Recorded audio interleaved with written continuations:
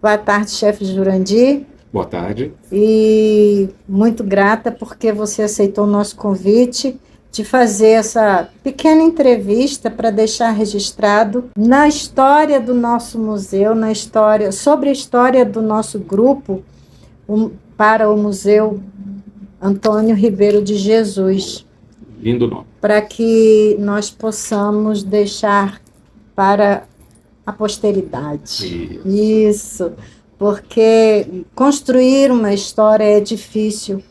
Construir a história que nosso grupo construiu também é difícil. E o quanto a gente puder armazenar e tiver registrado as histórias vividas, será muito bem-vindo. Muito grata. Eu que agradeço, minha irmã Eleonora, agradeço a oportunidade, né, de estar aqui de volta, né, na nossa sede do Grupo Caio Martins. É uma paixão desde criança, né, e uma honra, como eu falei anteriormente, uma vez escoteiro, sempre escoteiro, uma vez Caio Martins, sempre Caio Martins. E tudo aquilo que a gente puder fazer para contribuir com esse histórico é importantíssimo. É uma luta muito grande, que desde a minha época a gente tentou, e ela eternizar isso é de uma... Me faltou palavras agora, mas é de um significado muito importante para as novas gerações, principalmente, para os antigos também. Construindo valores. E o importante é começar. Então vamos começar. Vamos. Eu preparei algumas perguntas e vamos lá. Como e em que ano você chegou ao nosso grupo? Muito bem. Eu morava no Cruzeiro Novo, que na época ainda era novo, né? Em 1970. Era outubro de 1970. Meu irmão Almiro, que muito fez por esse grupo também, e há de ter sua oportunidade, ele mora fora hoje, mas haverá de ter sua oportunidade, ele haverá de contribuir bastante. Ele viu aquela Sílvia formando uma nova alcateia, só com aspirantes, pata tenra, né, de lobinhos. E ele viu na rua e veio me chamar para ver se eu gostava. Eu fui com ele e gostei. E ali já fiquei. Meu irmão tinha 10 anos e, por conta da idade, já não convinha ele ficar na alcateia. Então ele ficava auxiliando. E nós nos reuníamos, inicialmente, o Cruzeiro Novo era tudo terra, né? Numa escola pública que era de madeira, que eu cheguei a estudar, o CIMAN, ele coloca lá, o Colégio CIMAN, como a primeira escola deles, era onde a gente se reunia. Então o grupo escoteiro, a sede era lá no Cruzeiro Novo? Não, já existia uma sede, eu não sei dizer a quadra, né? Até porque mudaram as quadras do Cruzeiro, mas existia a sede fixa dele no Cruzeiro Velho. Essa alcateia foi formada no Cruzeiro Novo. A alcateia era a alcateia A e a alcateia B. A minha era a alcateia B. E aquela da alcateia A, eu acho que era Sônia, né? Depois preciso confirmar.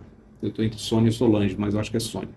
E a Sílvia, né, era a minha aquela. Isso quer dizer que você foi encaminhado para uma alcateia quando você chegou ao nosso grupo. Uma alcateia em formação. Olha, que legal. Com aquela Sílvia. Muito show. Então, sua chefe era uma aquela Sílvia. Sílvia, exatamente. Perfeito. Na época, você lembra quem era o diretor-presidente? Eu lembro do chefe do grupo. Nessa ocasião ainda não, que a gente não estava... A gente se reunia no Cruzeiro Novo e não na sede, né? Quando, posteriormente, passamos a frequentar, né, a sede lá do Cruzeiro Velho, existia o chefe do grupo, era um português chamado Nunes. Português, Nunes. Chefe Nunes, né? Existiam... eu não me lembro se o chefe Jesus... ele permaneceu, era muito criança ainda, né? Não tinha noção dessas coisas. Se o chefe Jesus, ele era o presidente do grupo, ou se era o seu Waldteufel, que era a família, né? Que inclusive tinha como filha a Sílvia, tinha a Sônia, que hoje é minha concunhada, que era minha Balu, né? E o André, que foi meu chefe escoteiro, e foi, inclusive, o primeiro escoteiro da pátria do grupo escoteiro, Caio Martins. Naquela época era presidente Kennedy, né? Então, eu estou na dúvida se o seu Waldteufel era o presidente ou se o chefe Jesus já era, que ele que foi fundador, continuava sendo. Tá? Chefe Celso Peroto, naquela ocasião era tesoureiro do grupo. Bacana. Então você passou pelos 4 ramos? Sim. Passou. Passei. E em cada ramo você alcançou o distintivo especial, específico do ramo? Não. Eu fui lobinho, a minha promessa foi no dia 17 de abril de 1971. A nossa alcateia inteira fez a promessa naquele dia. Todas as patrulhas, eu já comecei como primo de matilha, era matilha amarela, né? A gente usava, diferentemente do que usa hoje, né? A gente usava faixas na camisa da gandola. Isso, no braço esquerdo. Uma faixa amarela era o segundo da patrulha, não sei se ainda continuam usando esse termo. O outro era o primo. E nós tínhamos, como não existia ainda o Cruzeiro do Sul, nós tínhamos a figura do Lobinho Mor, que eram 3 faixas. Oh, que e legal! Nós tivemos esse Lobinho Mor, que era um menino excepcional. Eu cheguei a ser Lobinho primo, com 2 estrelas no boné. Entendi. Né? E eu tinha 2 especialidades só. Na época a gente era muito menino, eu não ligava para essa questão. Eu tinha uma de colecionador e outra de faxineiro. Né? Que legal, né? Bonitinho. Mas não cheguei a Lobinho Mor, que era o máximo. No ramo escoteiro? No ramo escoteiro, eu fiz minha promessa no dia 17 de novembro de 1973. Né? Eu cheguei a um máximo de 2ª classe.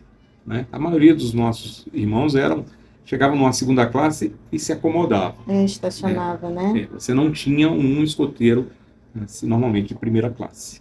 Né? Nós viemos a ter já como sêniores. Né? E especialidade a gente também não levava muita, assim, no modo geral, muito interesse. Era interessante. Né?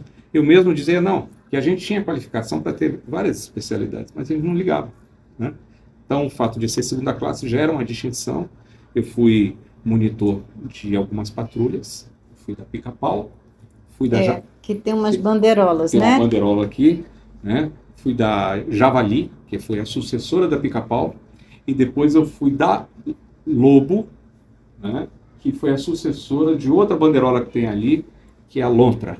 Né? Da Lontra, tem 3 bandeirolas aqui da minha época, tem a Pica-Pau, a Foca e a Lontra. Faltou a bandeirola da Pinguim, né? E a sucessora da Lontra foi a Lobo. E eu cheguei a ser monitor dela também. Submonitor, e apenas um escoteiro de 2ª classe. E no ramo sênior? Tinha distinção, quer dizer, distintivo especial? Tinha. Na época a gente subia, guindava ainda com os mesmos distintivos de 2ª classe e 1ª classe. Né? Então, mas com o passar do tempo, mudou-se para eficiência 1 e eficiência 2. Né? Eu fui 2ª classe, que automaticamente foi transformada em eficiência 1, depois eu fui eficiência 2. Né? Também naquela mentalidade de não querer especialidades. Né?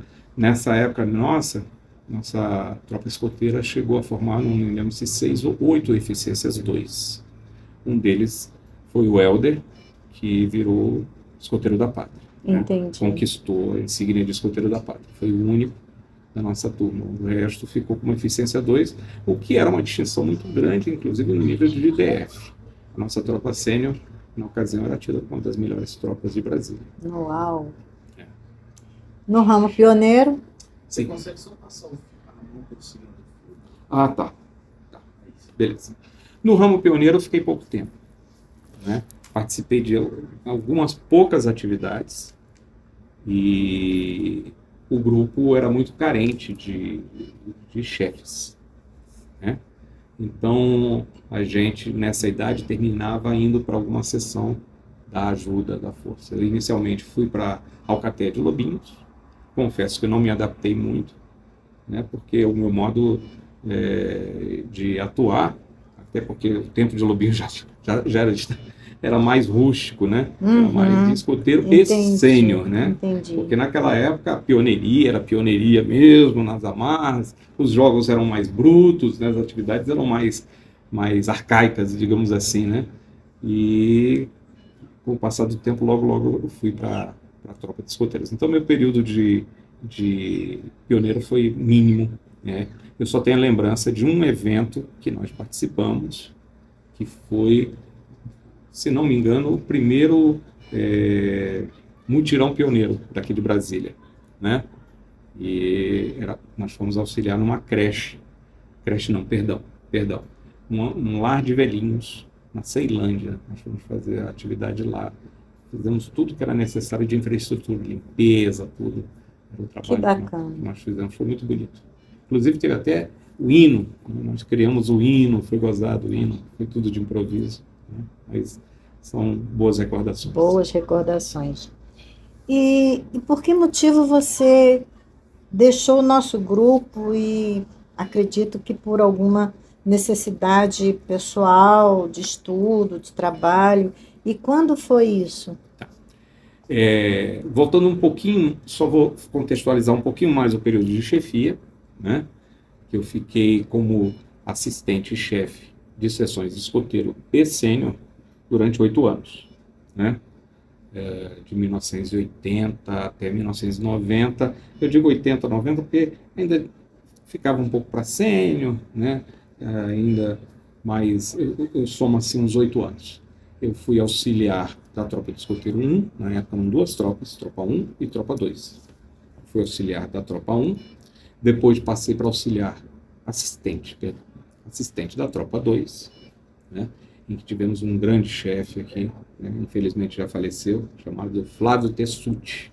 É bom que registre, né? Tivemos vários grandes chefes. Chefe Mosca, que eu vi ali no ata, a assinatura dele, que era Ronaldo Macuco Mosca, foi o maior chefe sênior que nós vimos, né? Na nossa época. Não tinha, ele era um escoteiro padrão, né? Ele também já partiu para o grande acampamento. Para o grande acampamento. Foi o melhor chefe sênior que eu fico até arrepiado, né, que nós tivemos, né? A nossa tropa foi o que foi, eu digo muito por conta do Ronaldo Macuco Mosca, né? Devemos muito a ele. Esse chefe Flávio Tessuti, ele foi chefe escoteiro, chegou a ser regional escoteiro, né? E ele era de uma criatividade, de uma inventividade, quer dizer, esqueci, falei um nome errado aí, mas ele era realmente uma pessoa de uma capacidade intelectual criativa impressionante. Quando ele foi ele foi para regional escoteiro, né, assistente, né, regional, assistente ou diretor, sei lá. Ele fez, na época, a melhor atividade de escoteiro de Brasília, em toda a sua história, para o ramo escoteiro, né? E depois ele voltou para o grupo, né? Ele falou que quero trabalhar com os meninos. Foi ótimo. A decisão dele foi ótima, porque quem se beneficiou foi o grupo. Infelizmente, eu tenho a notícia de que ele faleceu. Então, quando ele saiu do grupo, ele foi para São Paulo, que era a terra dele, eu assumi no lugar a Tropa 2. Né?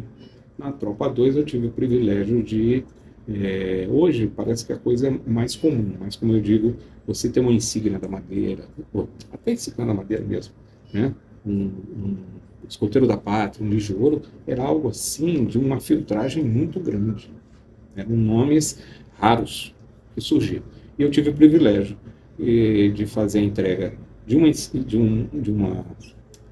lis de ouro para um escoteiro que tinha sido formado com o Flávio, e depois eu tive um outro menino que se formou comigo, e eu também tive o privilégio de entregar o lis de ouro para ele. É muito emocionante. É muito emocionante. Fazer todo o processo e tudo, ver a aprovação pela Nacional, é muito bonito. Né? Sim. Depois eu me afastei um pouquinho de tropas, fui ajudar na parte administrativa do grupo.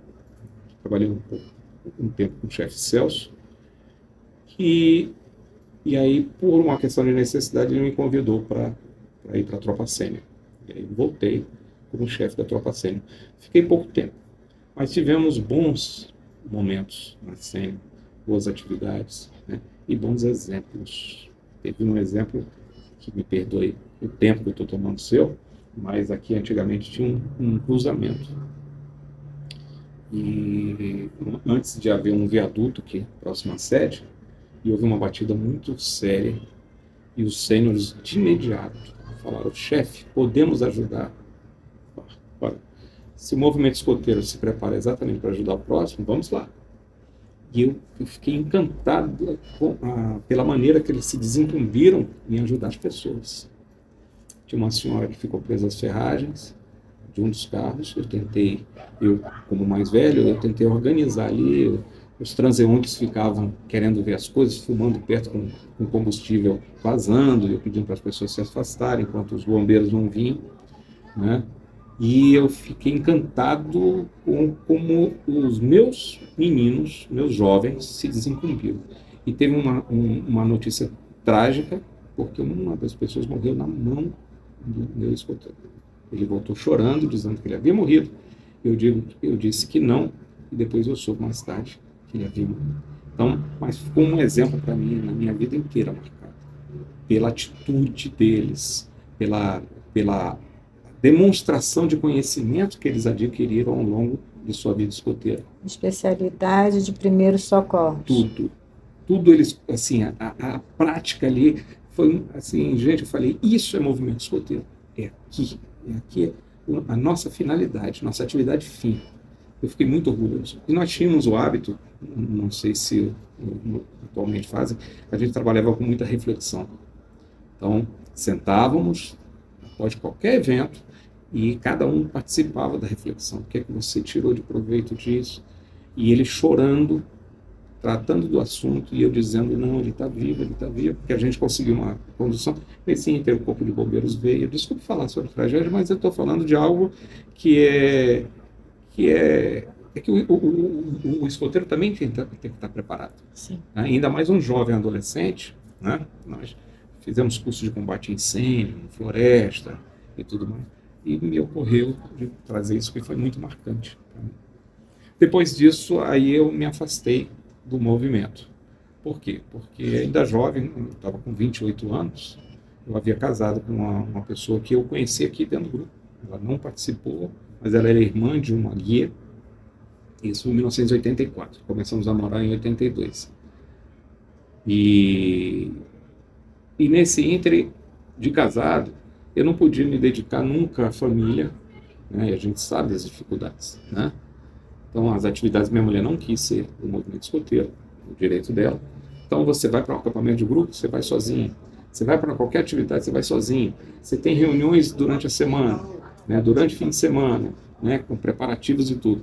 Então, eu falei assim, eu fui para uma outra atividade, um pouco mais egoísta, que era correr de kart, né? Eu e meu irmão resolvemos brincar de kart naquela época, participar de competições. E aí eu aproveitei e falei, é uma forma de vir outro, ficar no meu lugar. Porque você tem que dar vez aos jovens, os jovens vêm, e você, se quiser continuar, continua, senão você parte para a sua atividade. E com isso eu saí do movimento. Isso foi quando? 1990. 1990. Início de meados de 1990. Uhum. Bacana. E esse exemplo que você deu desse evento que aconteceu ali na pista, né, onde passam os carros que não tinham o viaduto. Uhum. Esse foi a maior experiência que você viveu e que te marcou?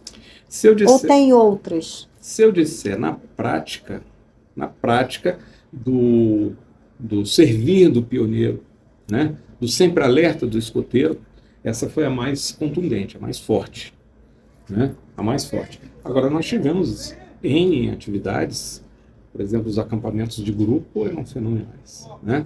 Nós sempre promovíamos, na minha época mesmo de sênior, nós criamos o coral da sênior, né? E esse coral ficou famoso durante anos, né? Eram personagens, a gente fazia uma imitação, né? Um plágio dos... Uma espécie de esquete. Na hora, preparada para o fogo de conselho. Então, né? Uma esquete. Mas a coisa surgiu do nada, num acampamento de grupo, e só um exemplo, né? E que a gente imitava personagens do Chicanísio. Eu mesmo era o Azambuja. Não Que sei, legal. eu falo isso, ninguém conhece mais quem era Azambuja. Eu conheço. Né? E cada um envolveu um personagem e criamos uma música, que isso aí naturalmente deve acontecer até hoje. Com né? certeza. Brincando com personagens nossos. O nosso personagem era o chefe Celso, sempre, Serção. E Ronaldo, Mosca. Criávamos uma música e cantávamos lá no Fogo de Conselho. Normalmente era o que fechava o Fogo de Conselho, que a garotada gostava. Então toda atividade a gente tinha que criar uma música nova, com o Sim. Coral da Sênior, que ficou Sim. famoso. Depois, como chefe também, criamos, né, eu, meu irmão, Almiro, Roberto, que é fundador do grupo, desculpa estar falando muito, ele está no meu grupo de Jurássicos. Nós temos um grupo dos antigos escoteiros. Ali só conta a menor idade, né, 60 anos. Daí para cima qualquer um entra, estou brincando. Você está falando do Roberto, mas não é o Roberto Bob, que é o É o Roberto, esposo da Eneida. eu não sei se é ele mesmo. Não. O Roberto foi fundador aqui do grupo. Inclusive eu passei para o Rafael uma foto do lenço que ele falou, Juranda, esse foi meu lenço, que tem mais de, quer dizer, vai fazer 60 anos, foi meu lenço da fundação do grupo. Eu falei, olha a importância dessa foto. O lenço que ele usou, e ele, quando foi escoteiro na fundação do grupo, presidente Kennedy, em 1966. Ele voltou a nos ajudar por volta de 80 e pouco, né? Então o grupo era a chefia da tropa era formada por mim, meu irmão Almiro, né? Flávio Tessuti, Roberto, né? Que a gente deu o apelido de Bob Gargue, porque quando ele ia escovar os dentes, ele fazia gargarejo. Então era Roberto Gargarejo, Bob Gargue, né? Vulgarmente conhecido. E nós tínhamos o Everaldo, né? Everaldo era um senhor, pai de escoteiros como você, né? Que eu louvo o trabalho seu, por trazer os meninos e de repente se dedicar ao movimento que sempre foi nossa carência, né? E o Everaldo, o apelido dele era EPS, Everaldo Pão Seco. Por quê? Porque no acampamento a gente, uma secura como essa agora, né? Todo mundo com sede, e a gente, é o primeiro dia de acampamento de grupo, e Everaldo me aparece assim, a gente botou nosso farnelzinho que trouxe de casa, né? E oferecemos para ele, não se preocupe não, eu acabei de comer um pão seco ali, aquilo desceu seco no nosso esôfago. E aí apelidamos ele, Everaldo, Pão Seco EPS, né? E formamos um grupo chamado Scout Chef Boys, também com músicas satirizando, mais uma vez, o chefe Celso, que era sempre o nosso ídolo, a vida inteira. É verdade. Desculpe falar muito, tá? Essa questão de trazer o chefe Celso sempre à baila, nas esquetes, nas apresentações, nos acampamentos, nos fogos de conselho, isso aí é até hoje. Chefe Celso era uma pessoa muito comedida, muito reservada, Sim. E a gente foi soltando ele. Ele era uma pessoa que só passava para dar bronca, era milicão mesmo, né? E aí a gente começou a flexibilizá-lo nessa brincadeira, porque ele só dava bronca, né? Uma música mesmo, ele chegava na tropa sênior e reclamava de toda essa barraca tá mal montada, era igual o chefe Jesus. Chefe Jesus, eu não tive o privilégio de ser escoteiro na vez dele, embora, minto, ele fez minha promessa de escoteiro, né? Ele fez minha promessa de escoteiro, a honra que eu tenho dele ter feito. Mas eu era mais lobinho na época dele, né? E chefe Jesus, a história que eu sei é que ele acordava de madrugada e ia desmontando na faca, que nas nossas barracas eram barracas muito simples, de 2 praças do exército. Elas eram amarradas ainda com sisal, especas de madeira. Ele via a barraca mal montada, não tem problema. Ele passava a faca, derrubava a barraca de madrugada e dizia, levanta e monta a barraca novamente, né? Era o estilo dele. Mas ele era uma pessoa boníssima. A gente sempre amou, né? O amamos até hoje, né? Então, o chefe Celso, eu acho que quebrou um pouco o gelo dele ser muito carrancudo. Ele era muito carrancudo, né? Reservado. Ele se transformou numa pessoa mais doce. Sim. Mas ao longo do tempo que ele Sim. foi percebendo essas coisas, Sim. porque nós o trazemos no coração com muita alegria. Ele é um pai Paizão, e tiazê é uma mãe, mãezona. tá? Eu sou suspeito a dizer porque eu tenho um sobrinho que é neto dele. Meu irmão casou com a filha dele, Lúcia, né? E Sim, nós temos o Renato sim. Peroto Machado, que é meu sobrinho, né? E ficamos com esse elo de ligação, que foi maravilhoso, porque as nossas famílias se entrelaçaram, Que né? bacana. E eu só posso dizer isso, né? Que eu tive 5 pais. Meus pais originais, minha sogra e Sessão Tiazinha, né? São pessoas que eu não tenho, falo aqui e já começo a lacrimejar. Não tenho palavras para dizer. Jurandir, para encerrar essa passagem, a sua vinda até aqui, mas não vai acabar por aqui, eu tenho certeza. Nos diga, por favor, qual lição o escotismo deixou para você para toda a vida? Essa lição que você empregou na sua vida profissional, na criação dos seus filhos, na formação da sua família, enfim, o que você carrega do escotismo com você? Quando eu passei a correr de kart com meu irmão, eu dizia que os desesperados iam lá na frente, né? Quem quisesse patrocinar, deveria me patrocinar, porque não haveria tremor na imagem, né? Porque era lento. Então dava para pegar bem a imagem do patrocinador. Mas a ideia que eu queria colocar no meu kart era: escotismo é caráter. Sempre levei isso para mim a vida inteira. E nunca, nunca me neguei de dizer fui e sou escoteiro. Nunca. Uma vez escoteiro, sempre escoteiro. Isso eu carrego para toda a minha vida. Meu irmão, eu também fui executivo de empresa pública, né? Empresa de economia mista. E muitas das coisas que a gente aprendeu em graduação, em pós-graduação, né? A gente brincou aqui, né? A gente aprendeu brincando, a gente aprendeu fazendo, de maneira lúdica, né? E a gente pôde levar isso para a vida prática, né? Meu irmão mesmo, ele foi responsável pela criação de planejamento estratégico do Banco do Brasil. Ele era um dos mentores. E ele dizia: Juranda, o que eu aplico aqui, nada mais, nada menos do que o método escoteiro. E olha com os nossos... Eu não tenho mestrado, mas tenho umas pós. Meu irmão fez mestrado e tudo. E ele dizia: cara, tudo nós brincamos. E nós trouxemos isso. Agregado a esse conhecimento, que foi muito útil na vida prática, nos meus 45 anos de trabalho, já sou aposentado, tem a questão da personalidade, da formação do caráter, né? Que aí volto à mensagem de escotismo é caráter. A gente nunca deixou de ser escoteiro, né? E em qualquer momento da nossa vida, as leis e a promessa sempre falaram no nosso ouvido, né?